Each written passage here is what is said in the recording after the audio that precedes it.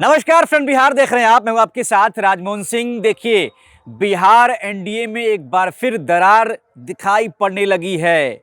अमित शाह की बात को जेडीयू के राष्ट्रीय अध्यक्ष ललन सिंह ने काट दिया है। बड़ी खबर है बिहार की सियासत से। अमित शाह पटना आते हैं और ये ऐलान करते हैं कि नीतीश जी 2025 तक बिहार में एनडीए का चेहरा हैं। 2024 का लोकसभा चुनाव और 2025 का विधानसभा चुनाव बिहार में एनडीए नीतीश कुमार के चेहरे पर, उनके नेतृत्व में ही लड़ेगा। लेकिन ललन सिंह का एक बड़ा बयान सामने आया है। मीडिया से बातचीत करते हुए, एक निजी चैनल को इंटरव्यू देते हुए, बातचीत करते हुए ललन सिंह ने ये कहा है कि कल किसने देखा है।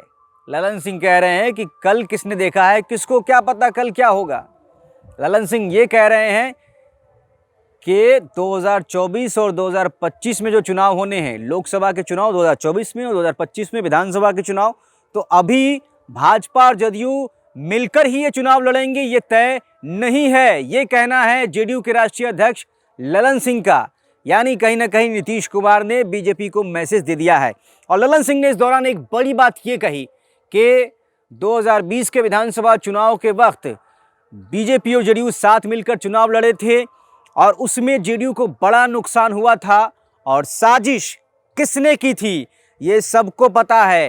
तो इशारा जो है वो बीजेपी की तरफ कर दिया गया है। चिराग पासवान जिस तरीके से 2020 के विधानसभा चुनाव में नीतीश कुमार के चेहरे के खिलाफ हो जाते हैं और एनडीए से बाहर चले जाते हैं, भाजपा के साथ रहने की वो बात करते हैं लगातार और ये कहते हैं कि मैं तो मोदी का हनुमान हूं। नीतीश कुमार के खिलाफ जो है उन्होंने अपने कैंडिडेट दिए थे, ज़्यादातर उनके कैंडिडेट जेडीयू के खिलाफ थे और उन्होंने जहां जहां नीतीश कुमार ने अपनी पार्टी के उम्मीदवार उतारा था वहां वहां अपने उम्मीदवार उतारने की रणनीति अपनाई थी और उसका खामियाजा जेडीयू को भुगतना पड़ा था। और चुनाव प्रचार में जब चिराग पासवान जाते थे तो ये कहते थे कि मैं मोदी का हनुमान हूं और नतीजों के बाद जो है भाजपा और लोजपा की सरकार बनेगी।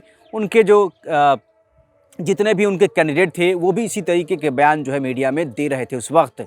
और चिराग पासवान का नीतीश के खिलाफ जाना उस वक्त जेडीयू को चुनावी नतीजों में कितना भारी नुकसान पहुंचा ये सबने देखा।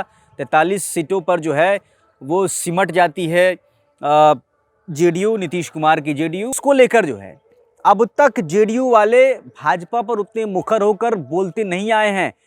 कहीं ना कहीं वो जो बयान थे चिराग पासवान के, मोदी का हनुमान बताना और एनडीए के खिलाफ चुनाव लड़ना और एक तरफ मोदी जी के साथ बने रहने की बात, यानी बीजेपी से तो हमारी कोई समस्या नहीं, बीजेपी के साथ हम साथ में रहेंगे, हमको कोई दिक्कत नहीं मोदी जी से, लेकिन नीतीश कुमार के चेहरे पर ऐतराज है।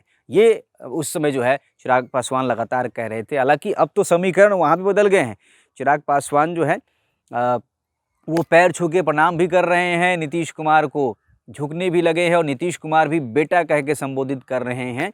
अंदर से खबर आ रही है कि बातचीत जो है वो पहले से बेहतर हुई है, संबंध जो है काफ़ी सुधरे हैं नीतीश और चिराग के बीच में।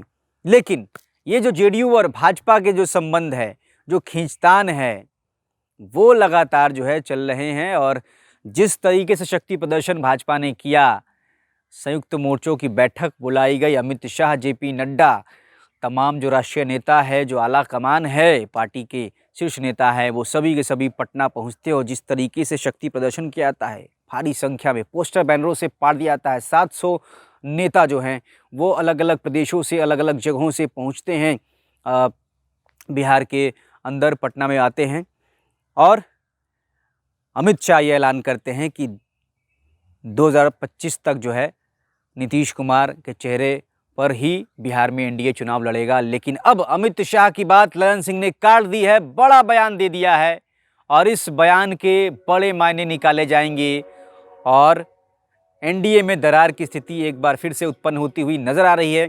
इस पर अगर कुछ अपडेट आता है हम आपके साथ एक बार फिर से जुड़ेंगे। आप बने रहिए फ्रंट बिहार के साथ। बिहार की तमाम सियासी और सामाजिक खबरों के लिए और ऐसे ही विश्लेषण के लिए नमस्कार।